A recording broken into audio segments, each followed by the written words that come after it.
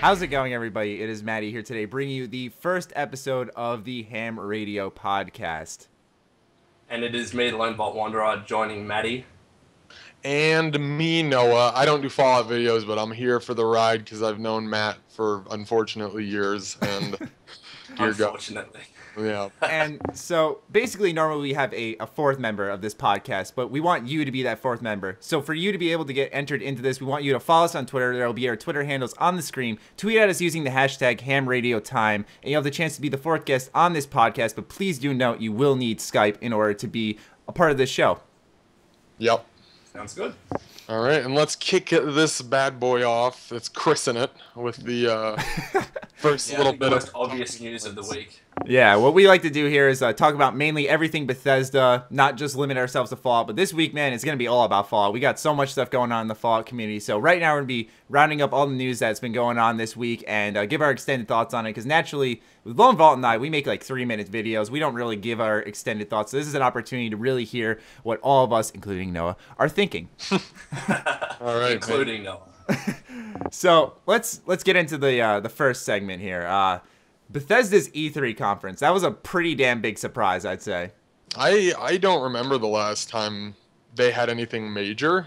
Well, major at E3 at least. Now, I could be totally wrong on that. It was back in 2008. They joined Microsoft's conference and said, "Here's the Fallout 3 trailer," and that's essentially what it was. That's why I guessed Fallout 4 was going to be announced at E3, and they would do something similar. But never did I guess they had their own conference. Yeah. I mean, I was blown away. Like I was sitting there during class, and I couldn't even complete a thought. I was just like absolutely blown away at the fact that they're having their own conference. Because you look at like EA or Ubisoft, and like they have so many different games that they're making in their companies, and then like Bethesda is going to obviously be the best of all of them. You'd at least assume so because they make some quality stuff. Well, and not only that, but they're also a publishing and development company, so they have that both money. Now, the money's probably allocated between both departments of the company itself, but you know, one would hope that some good money is thrown into development, and you know, I mean, because Skyrim, the budget on Skyrim was insane, but it was a fantastic game, you know, so.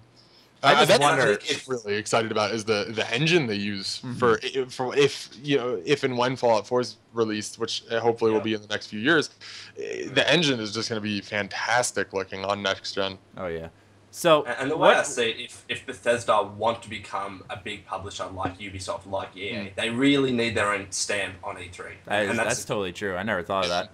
And a whole conference is a 20-minute long event, 30-minute long event. I mean. You know, it's even longer sometimes. Like I think Ubisoft was like 90 minutes last year. Yeah, so I mean that's a lot of time for really solid information to come out. But we got to consider here, they got to fill up that time limit. So like, what are you guys feeling like we're gonna see there? I'm just wondering because all we know about from Bethesda right now is Doom, Battlecry. That's all we know. Well, because by the time this E3 conference happens, console Elder Scrolls Online is out, so that's all done with. Yeah. I just wonder what they're gonna be showing. Here's my fear. Is that they don't announce anything at all, and they just simply show off business plans and stuff for publishing. That's my fear. Now, I hope that doesn't happen. I really do. Yeah. But I see things going down. They'll have like a good combination of stuff they've already announced. Like they'll definitely have gameplay of Elder Scrolls Online on the console. Yeah. I think.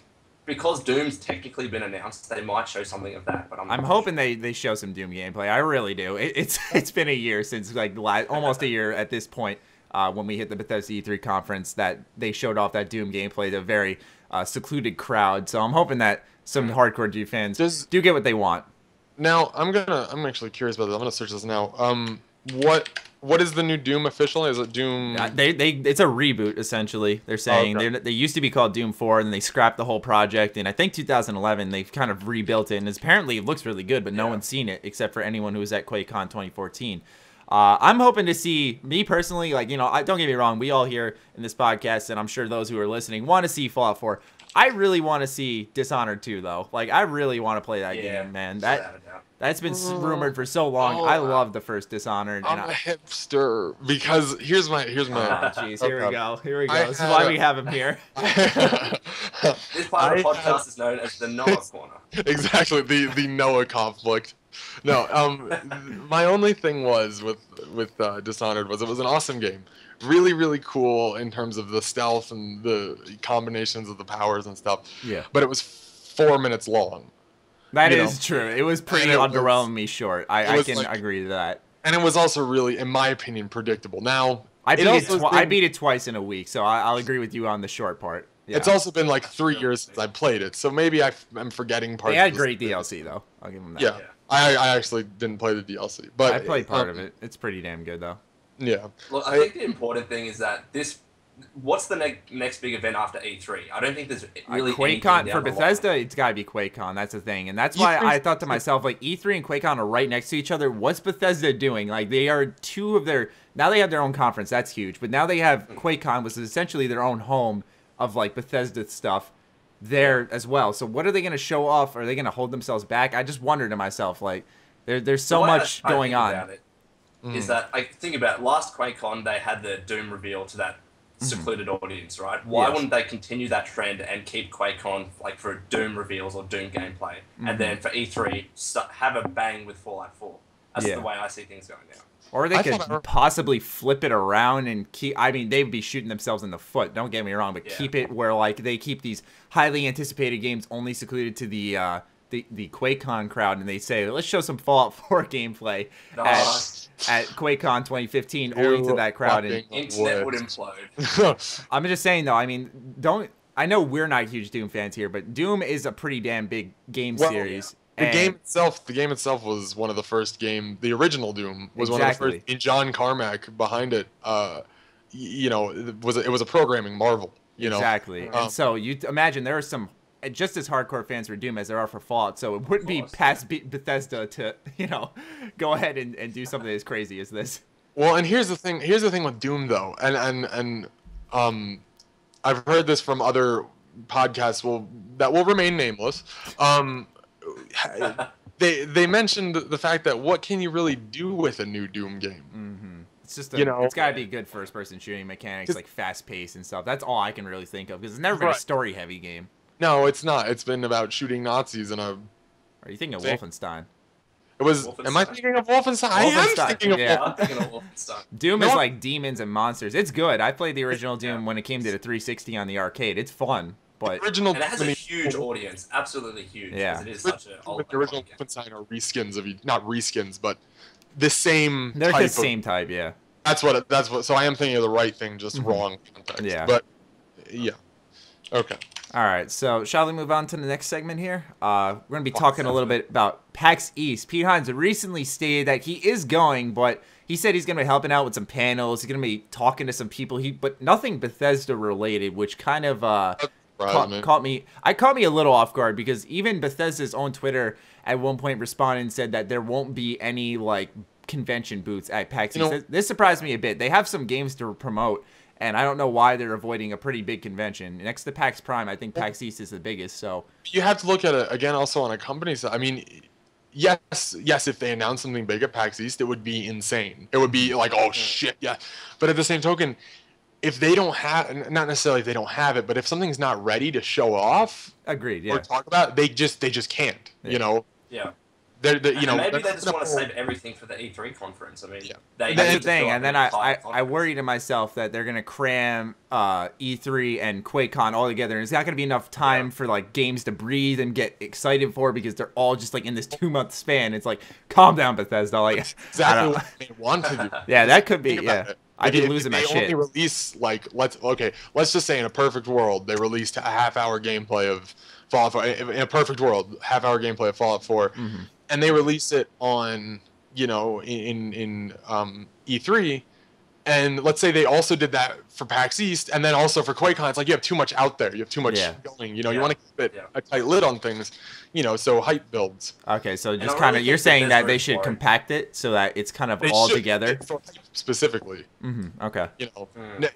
Rather than doing what Far Cry does and show the entire game. Now, let's say Assassin's Creed, like 20 trailers. Well, yeah, dude, they spoiled Unity so badly. Like those time anomalies could have been so cool in Unity. But I watched the trailer, I'm like, this is sick. But why'd you ruin this for so many fans? Because that would have been a big ass plot twist. Yeah. I watch Inside Gaming a lot. At the end of every show, they'll show trailers, and I don't know how many of those trailers were either Far Cry or Assassin's Creed. Yeah. I mean, at Ubisoft, they might have more people working on trailers than they do video games. I think the marketing teams on both Ubisoft, well, not even both, it's just Ubisoft itself and the teams for Assassin's Creed. The marketing teams are spot on. They're fantastic. They really are. They build hype, but they do get people excited. That's the goal. Money allocation, or from what I can see, is so that, or not even money, but time allocation from what I can see is so that it's that, okay, 90% is going to be on marketing, 10% will do reskinning a game engine that we already have. Not even a game engine, but a game prototype we already have, and just reskin it. And there we go. Assassin's Creed. No, that's totally true. It's a shame. I'm hoping that 2015 they can turn around. They need to realize that some of their littler games, like Child of Light, I think it was called, that was a pretty surprisingly good game. A lot of, I think Valiant Hearts, a lot of people really liked, and they recently undercover like released another tiny game, and it turned out to be a really good game as well. I think Ubisoft needs to realize that. But anyways, Pete Hines, PAX East, we totally went off track there. So what you're staying in the same hotel room with him, right? Yes, exactly. I'm going to be sleeping with Pete Hines. All right, moving on. We got few other pieces of news here. Next one is that Three Dog had a new audition lately, but it really doesn't seem to be cracked up to everyone to what we thought it was going to be. He said he howled in it, which got a lot of people's attention because Three Dog, exactly what Noah just did. He howls in Fallout 3, so everyone was like, yeah, this is awesome. But then he said it wasn't a tease, and so it kind of got a lot of Fallout fans confused. So I just want to get some thoughts here. What are you guys thinking? Sorry for Three Dog. I really do. He probably gets it worse than like Todd Howard or P. Hines. Honestly. Oh yeah. Like he essentially started everything with that cryptic tweet. He really did. It's so funny. He really did. I think he knows it at this point. I think he gets off on it probably. It really wouldn't surprise me. Yes. Oh. Yeah. Like. Oh yes. No, but I mean, like, he knows, like, he said even in the tweet, not a tease, but when you're saying you're howling in a new voice audition, like, what do you think people are going to think? Like, I just wonder to myself. That's why I think Three Dog's a great guy, but I think Noah's partially right. He might get off a bit on this, because, like, I don't know any other reason why he would just decide to just say he howled in a new audition. Well, I remember him retweeting, I think it was a photo of some caps, and then people lost their shit. Oh, my God. And he's like, I'm so sorry about that. Yeah, I feel bad for him. I think what he needs to do is just write out a tweet and then not send it. Yeah, I've done that so many times. It helps. Just write out the tweet and don't send it. I don't know. Rats. I mean, he said, furthermore, later on, he stated that it was a commercial. And then people started thinking, oh, it's a Fallout commercial. It's like, damn it, people. I know we like to jump to conclusions here, but I don't think this is anything. Three Dog really be like if you think about that. The main voice actor would be most in the commercial would probably be whoever did the intro and outros for both games. You know, that deep voice. Yeah, Ron Perlman. Yeah, you know his name. Awesome. So, like, that's probably who would do it. Oh, it wouldn't be. No, I'm just gonna warn you now. You're gonna get so much shit for not knowing that name. I can bring it the fuck off. I can promise you. Just dislike me. If Ron Perlman is not in Fallout 4, people are going to go nuts. I would. It's iconic. Yeah. You know what I mean? I don't want to sound grim, but until that man passes away, you don't take him out of a Fallout game. No. Honestly. You don't. That'd be insulting. You could tell he's pretty salty about it, because like anytime someone asked him something about Fallout 4, I think it was like the middle of last year, he started answering questions about Fallout 4. He seemed pretty upset that he didn't know anything apparently. But then again, in interviews, like Three Dog said that, you know, as a voice actor for Bethesda, you got to sign NDAs so that you can't say anything. You can't say and usually anything. Well, usually voice actors are brought on really late in the development process. And if you think about it, yeah, you're gonna want you're gonna want a working prototype of the game. You're gonna want everything polished. And the last thing you do is just kind of on your voice actors. That's it. Yeah, and that's why some people were like, isn't it a little too late for Three Dog to be put into what could be Fallout 4? And it's just like, no, not really. It's actually pretty good damn timing if this game was a fall 2015 game. So who knows? And especially so for Ron Perlman, because he's not technically a character. All he does is the intros and the outros. So he could be brought in whenever, and it would be fine. And it would actually make sense to be brought on much later, because with the intros and the outros, if they're really tied to the story, and the story isn't settled, then he needs to be brought on really late in the process. Fantastic. That is true. All right, so got that out of the way now. We got the final bit of Fallout news. This one doesn't really pertain to Fallout 4, but it's still really damn interesting and pretty controversial. So basically, Captain Sparkles, big YouTuber, Jordan Marin, I think his actual name is. He went ahead and made an indie game with a company, Xreal. I don't really know much about it, but basically it goes under the name of Fortress Fallout.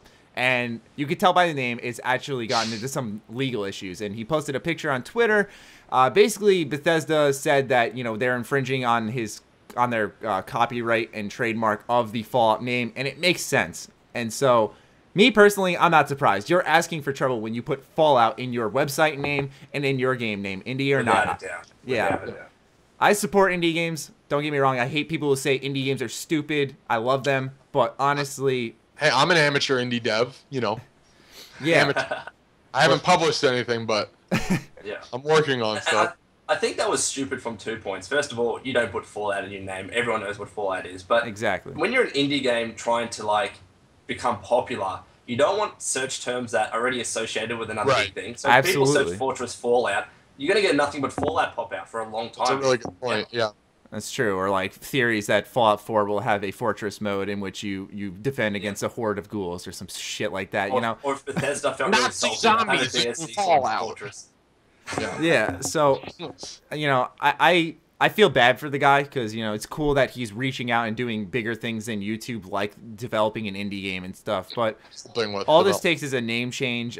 I personally, even though I haven't followed Captain Sparkles in years, I mean, I've never heard of this, so I don't think it would hurt to just kind of change the name, the website URL and stuff. Go pretty quick. Bethesda does tend to throw around legal disputes, though, quite a bit. If you follow Bethesda at all, this podcast could get sued. Yeah.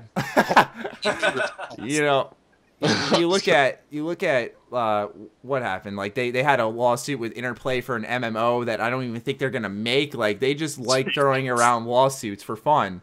I can't remember one lawsuit that ZeniMax was involved in. It was using some sort of IP, and then ZeniMax just sued that person, but I can't remember who it was. Yeah, I vaguely remember that too. Like, I mean, there's been so many. That's why I'm like, they shouldn't be like, they're like, oh, Bethesda's a bunch of scumbags. I'm like, you shouldn't be surprised. This has happened in the past, and they're just kind of putting their foot down. They don't want you walking on their trademarks. Makes sense. Exactly. It sucks, but it makes total sense in my opinion. Yeah. Here's a message to Captain Sparkles. If you don't want to get sued, just change the name of your website and game to like Assassin's Creed, FIFA 12, Need for Speed, Horizon. I mean, it's even a rip-off of Fortress Craft too. I mean, I've never even... That's true. I don't know how Fortress Craft really didn't... Did I ever get into legal trouble?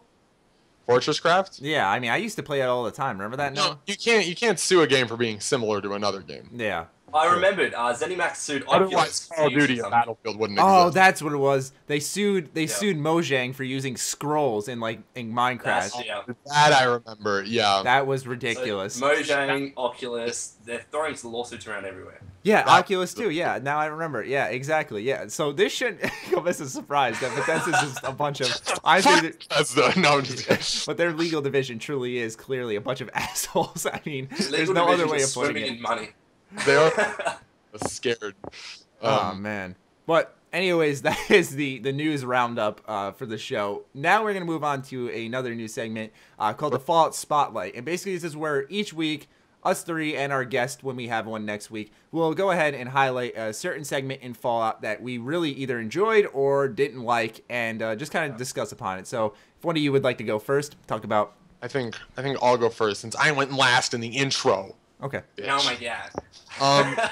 So Noah, my favorite moment in Fallout. Now, okay, let me add a little backstory here that'll take an hour. But so my first Fallout was Fallout 3. I got it when it was like $20 at GameStop, and Same. I didn't have Xbox Live at the time, so I was playing.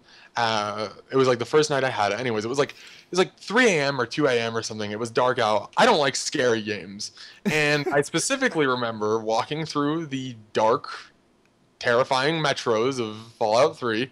And hearing ghouls go, you know, and yeah. You nailed that sound. I didn't even, well, thank you. I didn't even like kill them. I just ran. I was like, nope.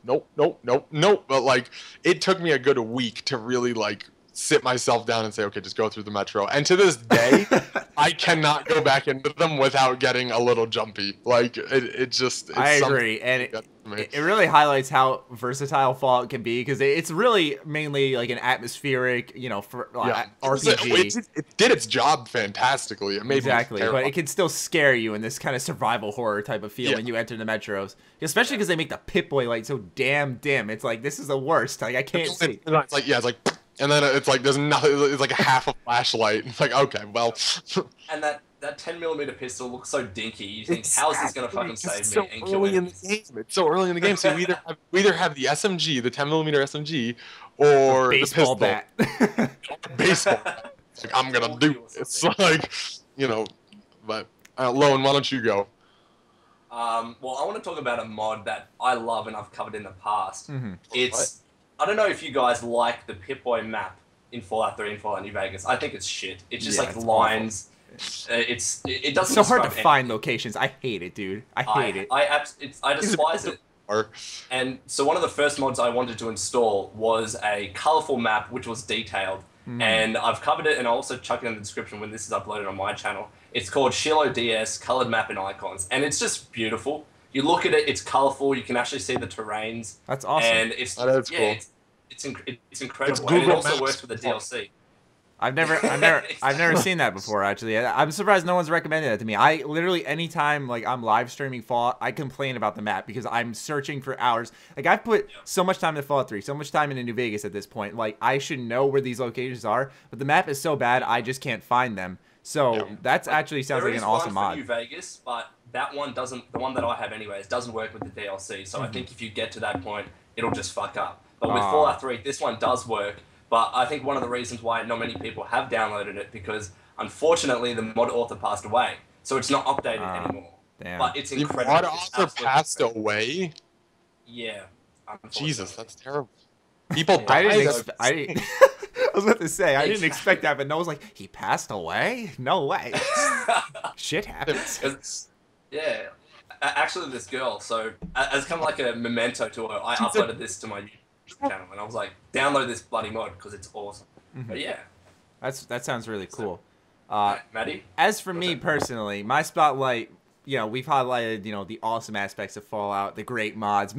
My complaint here is that the quest is very underwhelming, okay? I don't know why it's an achievement quest. All right? In Fallout, the achievement quests are challenging. They involve you doing something different, or they're stretched out long. Those is a short quest that sucks.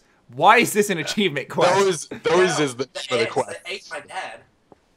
Like you run into this kid in front of the Super Duper Mart for some reason or another, and then you go back to Grey Ditch, and you find his dad dead on the floor. You go out, tell him he's dead. He's like, oh, that sucks. I'm going to go hide in this tube over here. And you go to Rivet City, find him a place to live, or you can go to Paradise Falls, I think.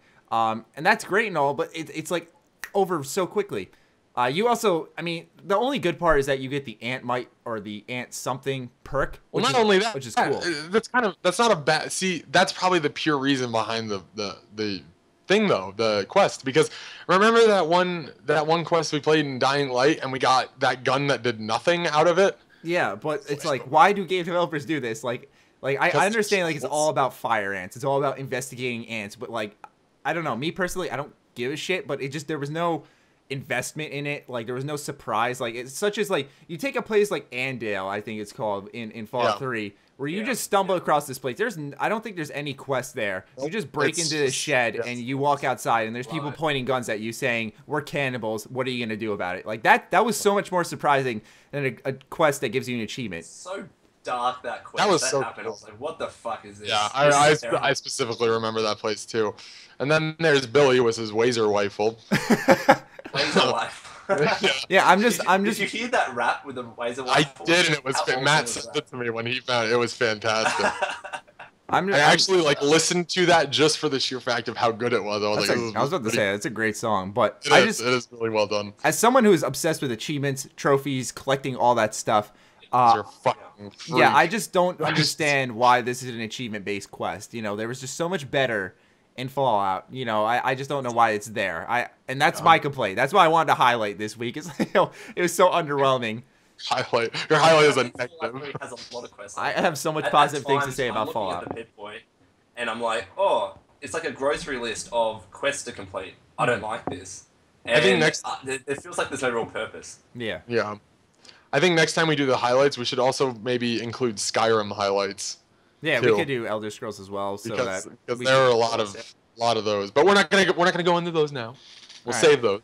Talk about Fallout 4. God damn it. Yeah, here comes the complaints. All right, so the next segment, in order to kind of break things up a little bit, highlight something other than Fallout, we want to talk about what we're playing. And so I'll let one of you once again kick it off and talk about what you're playing. Are you enjoying it? You hating it? Let me know. I went first last, so Lone, you go. All right. I'll go. I'm playing 2 games at the moment, and it takes me really long to finish games because I work now. But Wolfenstein and Dishonored, I'm playing. You have, oh my god, dude! I'm so jealous of you for experiencing that for the first time again. For the first time. And Wolfenstein, it's just killing Nazis. It's awesome, I believe. Yeah, it's. I think. Correct me if I'm wrong. Have you guys played the game Rage at all? Yes, I love Rage. Everyone hates Rage. I love it. I love it. I absolutely love it. And it uses the same engine. I think it's the IdTech one. I could be so wrong. No, you're right. It is IdTech, yeah. And it's just it's a game that doesn't take itself too seriously. And you can just go around killing enemies, and that's all it is, but it's fun.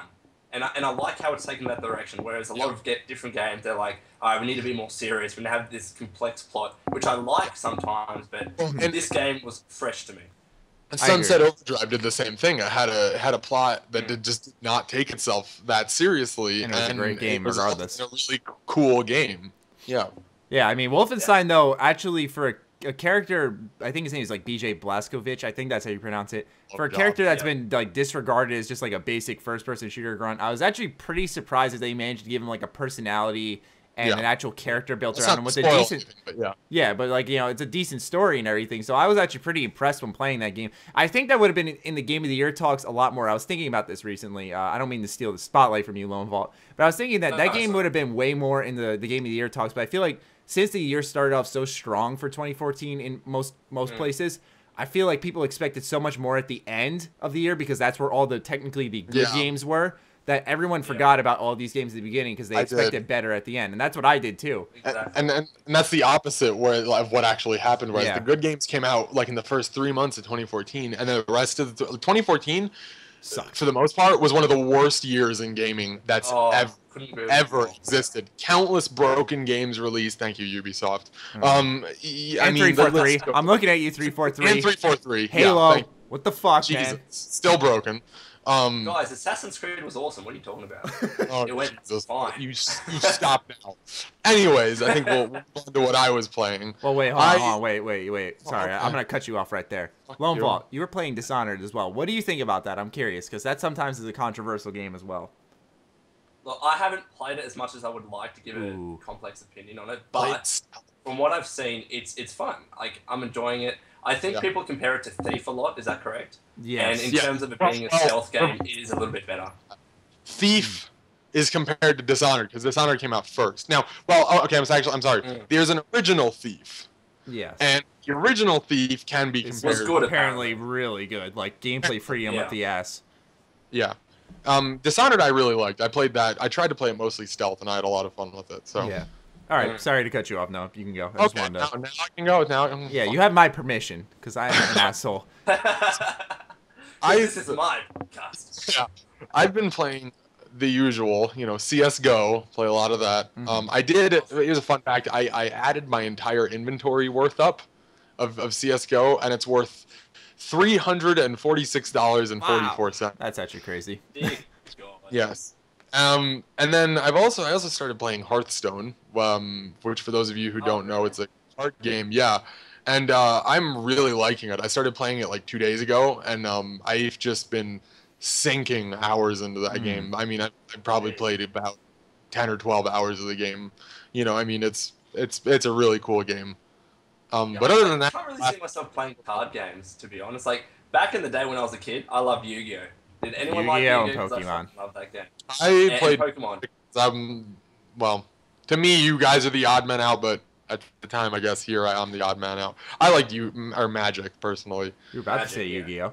I was about to say Yu-Gi-Oh, but here's my blue eyes white dragon in attack mode. But Matt, what have you been playing other than with your? I realize I sound like such a negative Nancy, so I'm gonna start off with the game I've been enjoying first, and then go on to the one I'm not enjoying. So first, I've been playing Rogue Legacy on my Vita. That was a free PS Plus game. Say Rogue Warrior. Oh my god. No, hell no. Rogue Legacy. Rogue Legacy is like this side-scrolling game where every time you die, like you spawn as a new lineage in your family tree, and you pick from all these classes that you can upgrade. And the point is to get as far as you can in this castle and collect as many coins as you can without dying. And hopefully, once you die, you have enough coins to either upgrade your classes, essentially your castle, or you can spend money on new equipment, which you can find in treasure chests in the castle. And it's just a really highly replayable game. But I'm also enjoying the challenge and like, I don't know, it's so different, and it fits great on the Vita because, as you guys know, I'm a pretty hardcore Vita fan. The only. Yeah, the only. But seriously, it fits so great on the system. Like I see some people on my Twitter feed like playing on PS4. I'm like, what are you doing? But really, it's just such a fun game, and I've just been enjoying that lately. But the other game that I've been playing that oh man, this game is gonna cause some controversy here. But I've been playing Alien Isolation, and I put about cause a lot of controversy. I put about 3 hours into this game. My friend was in the room with me. We were playing it the whole time. And who? Can I ask real quick, who? Ivan. Who else is your friend other than Ivan, me? okay. Well, no, I was just curious. Okay, that's Ivan. And he was, and don't get me wrong, it wasn't like I couldn't get engrossed. He was fairly quiet, so don't shoot the immersion factor at me. I'm not. No, I was saying to the viewers. So all right. So I'm playing Alien Isolation. I've played 3 hours of this game, and like I just ran into the alien for the first time, and it didn't even attack me. It attacked someone in a cutscene. So I was just like, and don't get me wrong, it's not a bad game. It's just I've spent this whole game walking, literally doing nothing, walking, pick up a wrench, and open some doors. Like that's all I've done so far. I'm sure it gets better, but I've heard this game is like 12 hours long. So, and I've heard the second half sucks and is totally pointless. So I'm assuming the first 3 hours suck. The middle is decent, it's all right. And the end sucks. Like I feel like I'm wasting my time, and I'm probably gonna return this game. But I was really disappointed because I saw on Game Informer, I think they said it's their game of the year, and I was just like, all right, I'm gonna finally man up and try this game, and I'm pretty disappointed. So, all right, can I wreck you? Yeah, wreck me. Come on, hit me with it, bitch. First of all, the reason you're only seeing one alien is because the original movie Alien. I know that. I'm saying my issue is that it takes so long to actually encounter it. That's the hook of the game. That's the hook of the game, and that was kind of my issue. The main thing with Alien Isolation, one of the reasons it's so highly liked, is because of its immersion factor. Mm-hmm. Now, I'll be honest, and I know you said, well, it doesn't matter. Playing it with a friend is not the way to play the game, and I'll be totally honest, because imagine me sitting there playing with you, and then it's like, oh well, I don't know where to go, it doesn't really matter, it's like it takes you out of it. It really does. It's a distraction. Now, I'm not saying don't play it with whoever, but I feel like you would enjoy the game a lot more if you play it solely like with the lights off, but really try to immerse yourself, and I think you'll. Yeah, I'm sure I'll end up enjoying it, but I'm just thinking to myself, if I was playing by myself and like those 3 hours I spent where I'm just kind of walking around and just kind of tackling miniature, not that scary puzzles, and they're not tough or anything, where it's not like challenging me either. It just felt like I was just walking around and really kind of, it's a lot of fan service, don't get me wrong, but because of how the game looks graphically and like all that stuff, but I couldn't get sucked into it even if I wanted to think I would. I'm going to give it another run though, but yeah. I'm gonna keep trying to interrupt you, but not succeeding. But I think that's one of the big things that you mentioned is it's a big fan service game, because Alien Colonel Marines is not by the same company, but that was an awful game. Yeah, and major fans of the series hated that game. And it was a bad game to begin with. Yeah, I can understand that. I remember me and you talked about maybe doing a co-op thing with it, but God. we decided not to because of how horrible the reviews were. Yeah, it got like 4.3. It was just, and but I mean, one of the things I'm losing my train. You haven't actually experienced. You've experienced how the game should be played. Yeah, but you haven't. Try that. Well, but you haven't actually like been like, fuck, I need to hide from the alien yet. Have you, or yes? No, and that's kind of the issue. Is just like you think to yourself with all the gameplay previews you see of this Right. game, you'd imagine that I would run into that a bit sooner, and that's kind of what I expected. True. I'm not saying rush the game. Don't get me wrong, but I'm just saying that I feel around the 3-hour point I should have been attacked by this thing at least once. I'll give you that. That's true. There's one thing that I heard about Alien Isolation, and I haven't played it myself, but in terms of the immersion factor, apparently the save points are really fucking annoying, and they're immersion breaking. Is that true or not? that happened to me once, because you do. So far, I've run into humans. That's another point. I've run into humans that could kill me, and they have killed me, and then I get sent back really far, and I had to run back, and I'm like, this is a pain in the ass. So I've only died once, though, so I don't know if it ramps up. I'm playing on the medium difficulty just to kind of play it safe, just in case. Bump it up if I need to. But, yeah, that's what I've been playing. Didn't want to go too crazy with that, but we did anyways. 20 minutes later. I read an article actually on Alien Isolation's game save system, like the way it works. I read it on an article from Game of Sutra, and they were talking about how it's actually quite innovative, and by that it breaks the norm. Now, yeah, because it's not like that's press good pause. to some people, that'll be bad to others. And now I'm not saying the people it's bad to are pussies or anything. I'm just saying it's really just a preference. It's just what you prefer, you know? You gotta think to yourself, if you could pause this game and save whenever you wanted, that would ruin that game. So it works. Now here's another thing though. This comes from the Hitman book. Hitman did certain amount of saves, so you could save that game 3 times so good in one level. Yeah, and you only played that one though. You didn't play Blood Money, and Blood Money was awesome. Yeah, I only played Absolution, and I lost all of my save file. Oh, that pissed me off.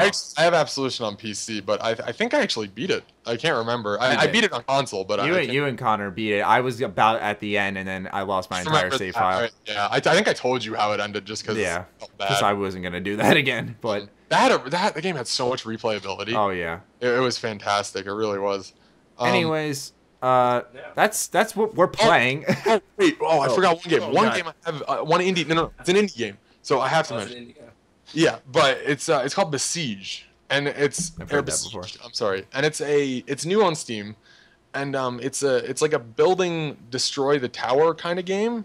Mm-hmm. It's really cool though because it's very physics based. Whatever physics engine it uses is I've seen fantastic. this game before. It's either Unreal or it's built in house. I really can't tell. Mm-hmm. For those of you who use Imager or Imgur, if you call it that, watch the cast. You may have seen a lot of Besieged gifs lately on Imager, but it is cool. You know, it's a fun game, physics oriented. But yeah, so it's kind of like to get into indie games more myself. I don't play enough of them. I try to support because I don't have time. Yeah, I understand. I recommend the games from Supergiant Games, Bastion and Transistor, are probably some of the best indie games I've personally ever played. I would recommend starting with those. They're always on sale during any Steam sale. You can get them for like so cheap. It's just I'd start with those. Those are so good. I was thinking to start with Shovel Knight or something like that. Oh, Shovel Knight's really hard. That's so hard though. But you know, it's all up to personal taste. I used to love playing Super Mario Brothers, but I, as a kid, never been able to finish those games. I recently came back to try and finish the first one, and it's fucking difficult. You should. And I think I'm alright at video games, but God, I died a lot. You should try Hotline Miami. That's another good indie game. Hotline Miami is a fantastic game in terms of art. The art design behind the game, it's a very 80s Vice color scheme. You know, a lot of pinks, a lot of creepy blues. story. It is a creepy story. It's just creepy isn't disturbing, not really scary, but it is cool. It's a fast-paced game. It's like I'm getting punched in the face every 6 seconds. And 2 is going to be really good. They're going to have like a level editor and so like dual wielding and stuff. It's going to be really cool. Yeah, I am excited too. Shall we move on to the fan questions? All right. So every week you guys tweeted us using the hashtag H.A.M Radio Time, and basically what you do is give us your Fallout-based questions, and we sit here and answer them. Doesn't have to be Fallout though. It can be Fallout, but yeah, true. It can be anything, but this week we chose, since it's basically a Fallout-themed podcast, we figured let's start off with Fallout. Well, I have my own question, but I'll wait till the end before I do. All right. So the first question comes from Mini Sora. He says, "What role will the main protagonist likely have in Fallout 4? Use your imagination." My imagination? So I'm assuming he's saying here that other than the typical Android in Boston type of scenario that everyone's kind of laid out for Fallout 4, what could there be? I really personally have no clue, because that's the only one that's kind of been theorized. Because you can really come up with anything. He's a pirate from the Caribbean. I don't know. What from the Caribbean? I want to see something from space. Really, don't say that. I hated Mothership Zeta. What? Mothership Zeta. That's true. Yeah. Oh, gross. I'm just saying in general, just something space related would be really cool. Now it doesn't have to be set in space, but I would personally want like a more kind of Fallout 3 beginning where it's more personal, where I really liked like how I actually ended up caring about Dad, or James, whatever you want to call him. And so I don't think it should be like a certain role, but I really like the whole saving humanity in a normal, not cliched way in Fallout 3. I really like that take. So personally, I'd like to see that kind of again. Rather than going to the fucking Hoover Dam. Oh, God. New Vegas was just you got shot in the head. The one thing about New Vegas I will say is that it wasn't like this one person saving the world. It was you make choices and they matter somewhat, but in the grand scheme of things, there's all these other things that are happening. It's not like you're the sole hero of everything. Yeah, I think Fallout 4, if they don't go in that direction, I would be happy. Like, you could make choices which significantly impact the wasteland in some sort of way, but so long as you're not like the big daddy and completely change the wasteland, you're this big hero. I don't like that. I think that's a big cliche, and it's been done to death. That's true. That's a very good point, actually. A smaller being of a hero is something that isn't seen enough, and it can be really interesting if done right. Yeah. I just feel like Fallout New Vegas messed up a little bit. I see. Okay, I loved Fallout 3 to death. 10 out of 10 game, fantastic. Fallout New Vegas was like an 8 to me, and I'm gonna get murdered for that. But no, but you're right, because honestly, the only thing that I feel New Vegas did better in 3 was the choices you had to make. There were more of them, and they were more impactful. That's about it. Fallout New Vegas' world sucked, in my opinion. It still sucks, even with mods. The characters I don't find as interesting or crazy as I did in Fallout 3. There's not as much creativity. Now, don't get me wrong, they only had a year to make this game, so I don't expect a 10 out of 10 game. They did good with what time they had, but it's just not as good as 3. It's good to old school fans because it's from Obsidian, and like the minds behind it were behind the original Fallouts. But you know what? Everyone's gonna have different opinions, I guess. That's true. They're fighting each other in the comment section. I was gonna say they're like, "Fuck you, Matt." And Fallout 3's better. No, New Vegas. See, the thing is, I think if you played New Vegas first and then played Fallout 3, you'll probably like New Vegas more. If you played 3 first and then played New Vegas, you're probably gonna like 3 more. It's like it depends where you start. It's where your roots are. It really does. Nostalgia factor. Especially since a lot of people's first Fallouts were 3. That's why a lot of people like 3 more. Exactly. And I also lived in the East, so it was like easier for me to identify with that kind of area. Whereas in the setting the game in the West, I didn't live in the West at the time, so it was like okay, cowboys and West stuff. It's like I don't give a shit. It meant nothing to me. What's cool is it's actually like New Vegas is. I know like some people are like no duh, but it's actually based off literal areas. Like people have taken pictures on Reddit and posted them of like signs and stuff. I think that's pretty cool. Good Springs and it's really cool. Air Force Base or whatever. That's a totally real place. We actually, when I went to Vegas, we drove by it. That's awesome. I love how this question steered off into Fallout 3 versus New Vegas. It was bound to. That's the blame of podcast. We don't stay on topic. We answered a question and we just like go off. Let's move on to the next question from Revan Zalorius. He says, if Fallout 4 is in Boston, what do you think about the game having a colonial American theme? Fallout New Vegas had a Westernist theme, and Fallout 3 had a 50s theme. This is a really damn good question. Really quickly, Revan, you always favorite my tweets, and I love you for it. Anyways, continue. This is just a really good question, because I never really registered that. In New Vegas, you can kind of tell by the ambient music, it's all Western, it's set in the West. And Fallout 3 is a heavy 50s music, obviously based off like that intro. They play music like that right from the start, from the ink spots, I think. And so when I thought Boston, I know this is a crazy connection, but I thought to myself like Assassin's Creed 3, and I thought colonial America and all that stuff. And he made a great point there. Now, what exact theme do you think he's talking about when he says this? Is he talking about like, I don't know, like how the buildings look and shit? Like, okay, is he saying what if Fallout happened rather than at the time he did, rather like if Fallout happened in like the 1800s. Is that what he's saying? I think he's saying the theme as in the propaganda you see, the music that plays. I think that's what he's going for. I'm not gonna lie, I totally forgot the question. Give me 2 seconds, I'll look it up. You guys go. Colonial America versus another thing. Colonial America is the theme he's going for Fallout 4, and he's saying compare that to New Vegas Fallout 3, which had a Western or 50s theme. I think honestly, the Boston and the Fallout 3 theme, probably going to be similar. Yeah. It's probably going to be more of a patriotic kind of, rather than, I wouldn't, if you want my honest opinion, I wouldn't say Fallout 3 it did have a 50s theme, but to me it was like 50s and patriotic, because you did have the Museum of History and stuff, and that was, in my opinion, a big impact on the game. Oh, yeah. You also had the without a doubt. So it was already kind of patriotic-y To start with. Colonial sort of already. You also got to consider landmarks in Boston. Now, I was going to say, now Boston, the landmarks there, a lot of really cool stuff you can do. You know? Exactly. So, even if it is kind of a same feel as Fallout 3, it's still a new area and a really sweet place to explore. So that's my opinion. Bethesda always says the world is the main character. So I feel like if they do what they feel is right by playing into what the setting is and how it looks and how it feels, I think they'll hit the right theme. Now, I don't think the Colonial American theme is far off, but I'm assuming by that he's talking music and propaganda, which would be cool. I don't see them veering off too much from what Fallout 3 established. Yeah. Like, technically, this is a sequel, right?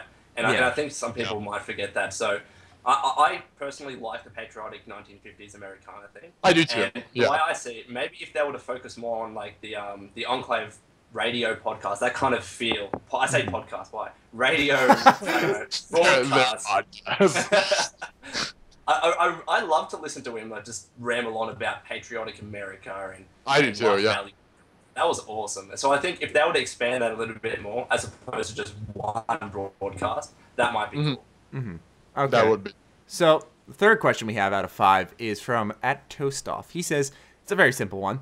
Who is your favorite Fallout character?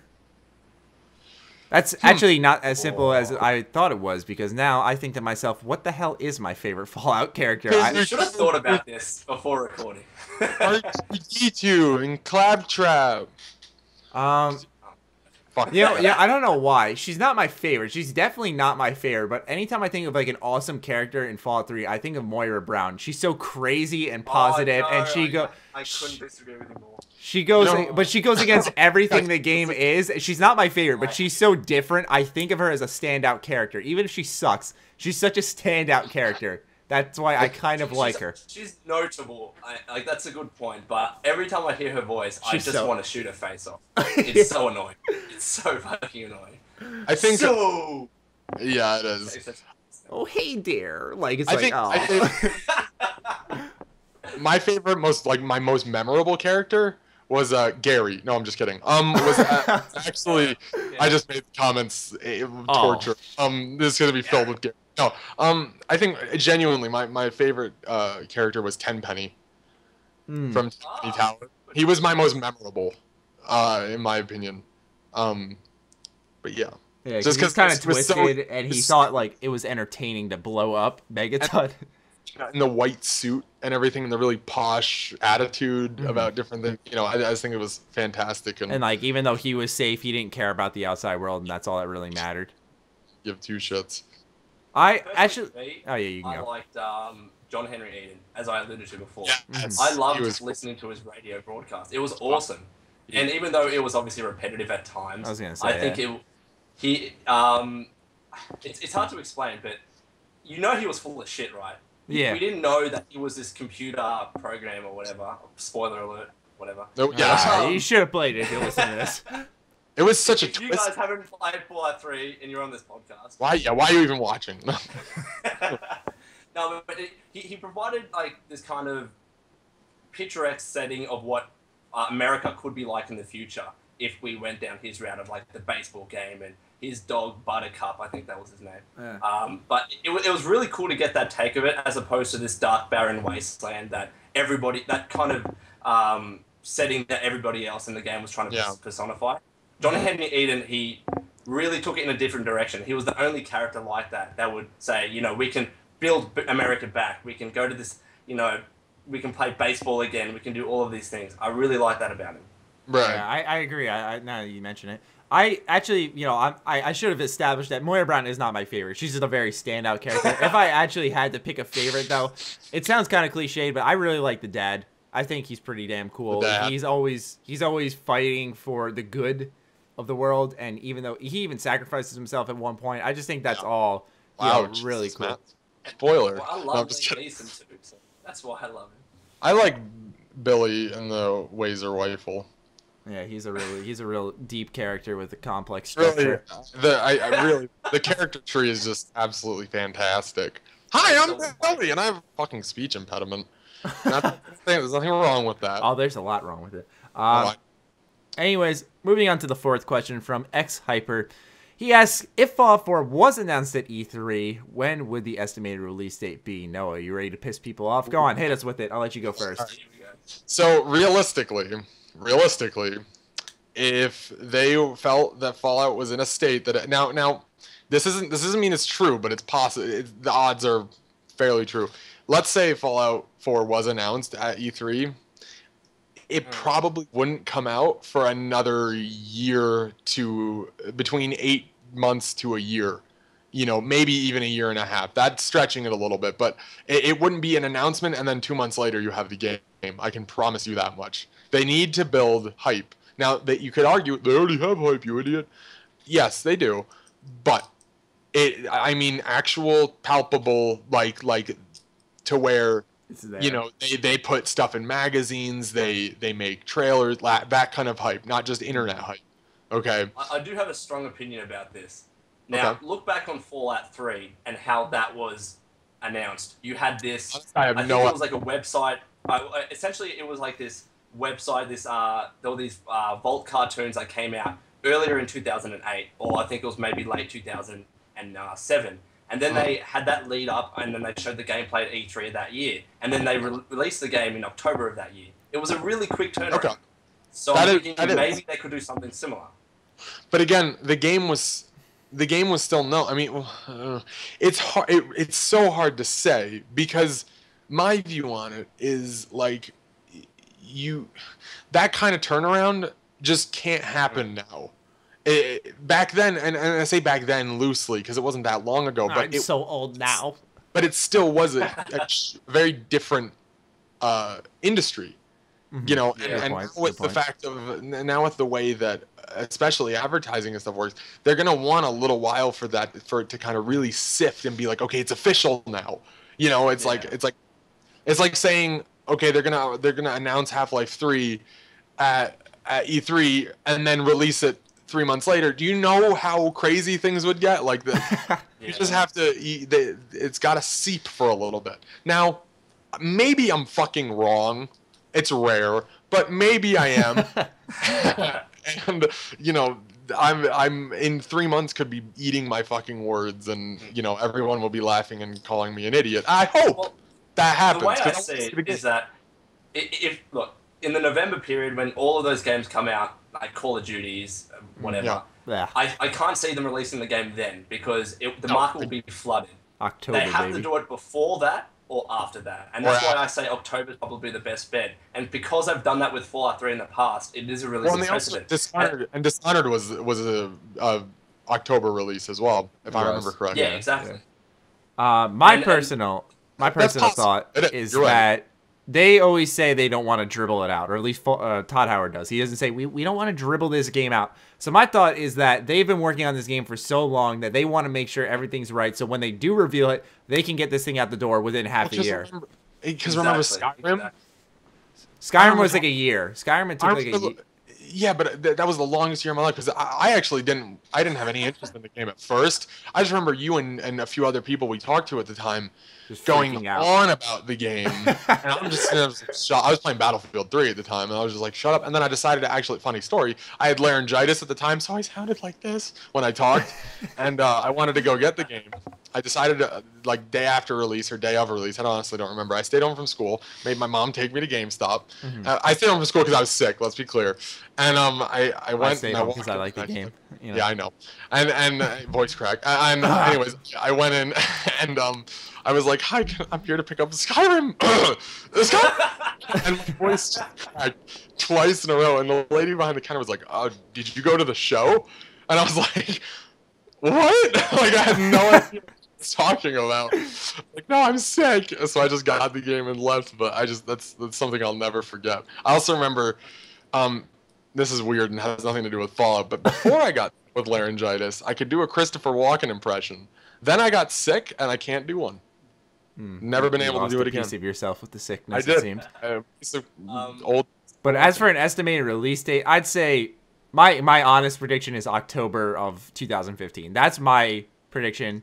I could see that. I guess I could see that. Because they always did their trailers like fall out, and then they just removed the out and they put like fall 2008, for example, was for Fallout 3. Yeah. The fall 2015. Like, I'm just like, that's perfect. Yeah. Yes. I'm such a pessimistic asshole.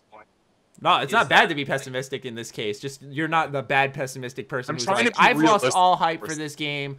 If Bethesda announced it tomorrow, I wouldn't care. Like, bull fucking shit. All right. Yeah, bullshit. Throw my people shit. say that, you're just like, you're kidding, right? You Exactly. would buy 5 copies of that fucking game if it came out tomorrow. Exactly. I love it. Anyways. You raise a good point, because if they, just one last point. No, you're right. The messaging that we've gotten so far is that, all right, we want to make sure this game is in a near final form when we announce it, when we reveal gameplay. So if it's at that stage, then you would expect a really, really quick turnaround. Why would they need to wait for another year just for marketing? That's the way I see it. Like, if the game is already technically finished or in a near perfect form, wouldn't they want to get it out of the door almost like 3 months away or 2 months away and not wait that long? That's a very real point. I was relating back to Skyrim on how they did that, because they announced Skyrim while it was still in development, and I think with Fallout 4, here's the thing I'm really scared about, and I've told Matt this before. It's still possible. It's very unlikely, but it's still possible that Fallout 4 is just still an idea on a piece of paper. Nah, there's no way. There's absolutely no way. I hope not. But dude, because it's been not released, there could be 1,000 things. It could be the company will lose. Like they decide, okay, we're going to cancel this project and decide to go this way. Maybe they had it lined up so they were going to release for all the consoles, and then we're like, okay, shit, we're actually just going to focus on next gen. And they scrapped all that, and now they're going back to there's a laundry list of things. Because it's unannounced, there's a laundry list of things that could be going on. I also wonder, personally, with this slew of destroyed games in the past year, that maybe they're taking their time and saying, let's make this a polished, finished product. That's also... I think that's what they're doing. But if you look at Bethesda Game Studios, like the game developer, what do? They do the Elder Scrolls, and they can't just keep releasing Elder Scrolls after Elder Scrolls game, especially because Elder Scrolls Online has been released so recently. They've said, and I don't know if you guys have watched it, the Fallout 3 making of video. They came I've seen about half of it. Yeah, it's a good video. Yeah, and they're like, we wanted another franchise at the time, and at the top of their list was Fallout. And if they were to become a developer where it's like Elder Scrolls Fallout, that makes a lot more sense as opposed to doing 2 Elder Scrolls games and also having Elder Scrolls Online. The market's just flooded, and then waiting for Fallout. It has to be this continuous cycle of Elder Scrolls and then Fallout. Otherwise, it wouldn't make sense from a business standpoint. I mean, people always argue that it's got to be a new IP as well, but it's just like, I don't see why they would buy the rights to a whole Fallout franchise to make one game in like 10 but years. We also said their legal team is psychotic, and they may have just been doing that to do that. Okay. I hope I'm wrong. I'm just trying to look at all the possibilities rather than say. Steve Hines did say on Twitter. He did say, I remember, that we didn't buy the entire naming rights of the franchise just to make one game. Yeah. Or just to make 2 games, technically. But in terms of Bethesda Game Studios, I bet you they have this big desire to make another Fallout game. Because could you imagine... I could see them getting burnt out, too, on Elder Scrolls. I'm sure they do. Here's the thing, guys. I don't think it's a choice thing. I don't think it's like, oh, we really want to do... I'm sure they want to. I'm sure they are doing. But you gotta remember, there's shareholders, there's this, that, and the next thing. There are people who are much higher than them telling them what to do that may not be what they think is their best interest. I feel like Todd decides that, though. That's what Pete says. He says if Todd decides what he wants to work on is what the crowd doesn't want to work on, then that's best. Todd do what he wants. I hope that, and if that's the case, awesome. I'm pretty sure it is. I don't want to say it's a guarantee because none of us work there, but from what I've seen in interviews. It's so hard to say. There was one interview where he was like, all right, we just let, as Bethesda, as a publisher, we let the game developers essentially do what they want. If they're not happy with a particular direction, they can voice their concerns. And I think Bethesda has a better relationship with their developers as opposed to someone like Ubisoft, which is like, you better fucking release an Assassin's Creed every year, otherwise you're getting that shit done. That's essentially how it works. It does, though. That's silly true. It's just because they do it yearly. It releases, or they do. Not amazing, but okay on release. They don't. Here's the thing about Assassin's Creed. Here's the thing about Ubisoft in general. They doubled their revenue last year, which is hilarious. They don't care about the fucking quality of the game. They don't. This is the case. I hate to say it, but for a lot of AAA companies, to name a few, EA.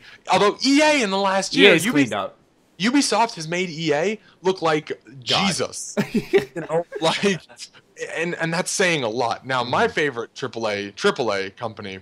And Matt knows this. Matt, say it. Go ahead. Rockstar. There you go. It is Rockstar. Okay, because they don't put out bad games. They don't. And I have no issue with GTA 5 on PC being delayed. No issue. I'd rather something not be broken actually come out rather than all this Steam early access crap. Now that's not AAA, so a lot of that, but even still.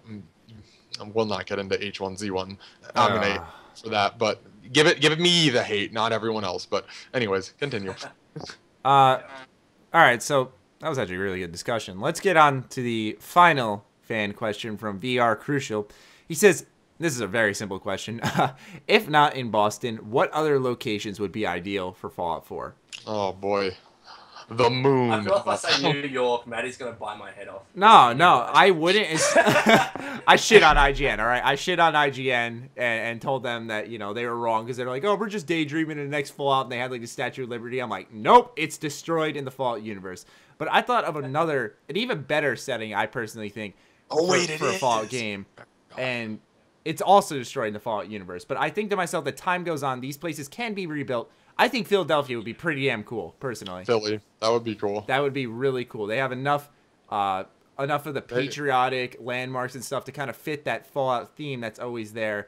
I don't know. I think it would work out really well in Philadelphia. It's always sunny in Philly. Anyway, the show. Anyways, I know the show. I think I'd see. And I know I'm probably not the only one out here, but Europe will be cool, but I'll tell you why it wouldn't be cool at the same time. Because Fallout is a very patriotic game. They always have been. Yeah. And one thing, not to interrupt you, but everyone always argues when we say patriotic that it's Americana, so I'm just warning you now, a little bit late at the final part. What I mean by patriotic is Americana. I mean that. Yeah, no, I know. I'm just saying, I know what you mean, but people clarify. People seem to always get up in arms about that shit for some reason. But if you've listened this far, thank you. Anyways, keep going. Yeah. If you've skipped ahead, thank you, I guess. No, but what's it called? I think another country would be cool, but you'd really have to change the whole innards of Fallout. Something in China, like what the hell? What's happened to China in this time? I've said that it'll always be interesting to know what happened in other countries because that there are people alive there. America's not the only one, but you have to do it like by a military simulation or DLC. By another form of DLC. Yeah. It just won't work because think about the world and how it works. It's an open world game. It's not like full of different sections, so you can't just unless it's a DLC like jump on a boat and go across to China, and then there's a huge another world there. Because that will take a lot of resources away from the dev team. Yeah. I mean, it'd be cool, but it'd be hard. You'd have to work it in right. And that's what would be difficult. They'd have to set it up some way in like the next game to make it so that, Europe would actually work in some form or fashion. The only time where even like flashbacks, like if you're going through the story and you have a flashback of what was like in China before the bombs went off. Maybe we find out that way who actually pressed the first button. Like I said, like you said too, like military simulations, I think in Fallout, kind of similar to the Operation Anchorage. Use that shit. That'd be awesome. Fuck you! I was gonna say that, but Anchorage, yeah. Operation Anchorage. I remember because I didn't have Live at the time. I bought a disc that had Operation Anchorage, and wow, I don't remember what the other DLC was on it. It was for Fallout 3, and I remember playing Operation Anchorage, and it was Broken Steel, yes, and it was both those were really cool. Yeah. But that's one thing I want to say. They need to allow us to keep playing the game once we finish the main quest. Oh, yeah. Please, for the love of God. They allowed us to do that with Broken Steel, I believe it was, and New Vegas, they just didn't do it at all. Yeah. Like, why? But they did let us in Skyrim, which kind of surprised me too. Yeah.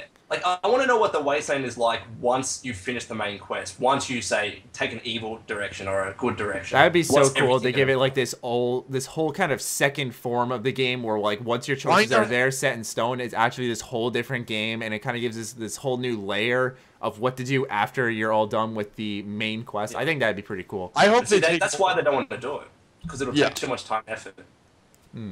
Yeah, I hope they take more of a Skyrim approach, where the main quest, and this is kind of, Fallout does this anyways, where the main quest is there, but the real core of the game is in the way you play it through this quest and stuff like that. However, play style and exploration. In Skyrim, you can, you join different factions. Now, you can do that in New Vegas, but it doesn't really do anything. Mm-hmm. Yeah. Whereas in Skyrim, I remember you joining the assassin stuff, and then you were an assassin, and then there's, what I mean? Like, there's that really deep-rooted stuff. That's the thing, like, in Fallout, they didn't let you join all the factions. Like, I don't get why in Fallout 3, like, you couldn't really join any factions, and you couldn't even join the Brotherhood of Steel Outcasts. Like, I don't get why you didn't have that option in that game. I would have loved to have joined the Outcasts. I thought that was such a cool faction. That's what I'm saying, and their armor is sick. Like, their armor is so cool. Why?